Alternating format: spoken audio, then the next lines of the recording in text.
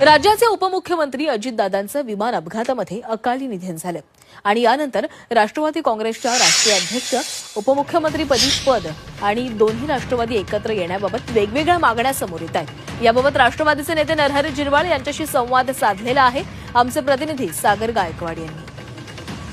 पण अंत्यविधीचा कार्यक्रम आटोपल्यानंतर बाहेर पडताना अनेक लोकांच्या मुखातून येत होतं का आता याच्यानंतर पवार फॅमिलीचं काय किंवा पक्षाचं काय। काही लोक तर म्हणत होते तुमचं पक्षाचं काय व्हायचं होत राहील, परंतु आमचं काय का आमचा कुठलाही संबंध पक्ष म्हणून नाही, पण एक सामाजिक जे काही जी जाण होती ती आदरणीय दादात होती।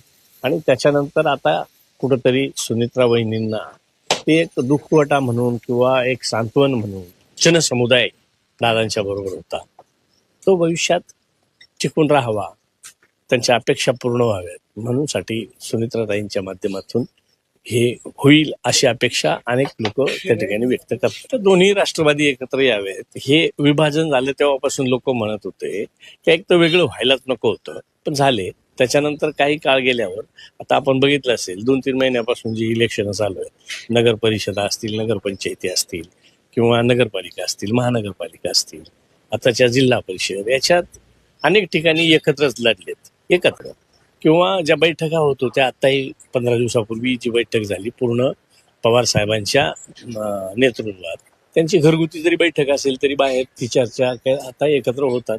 आज तरी मला वाटतं काही एकत्रच आहेत, राहिला असेल काही तर पुन्हा एकत्र बसून त्याचा निर्णय त्या ठिकाणी घ्यावा अशी मी माझ्या वतीने तरी विनंती करतो। त्याचबरोबर आता मंत्रिमंडळामध्ये अर्थ खातं कोणाकडे असावं की तुम्हीच त्याबरोबर अर्थ खातं शेवटी खातं कोणचं कोणाला द्यायचं हे मुख्यमंत्री महोदय ठरवत असतात, त्याच्यामुळे मुख्यमंत्री महोदयांनी एक योग्य निर्णय घेतील।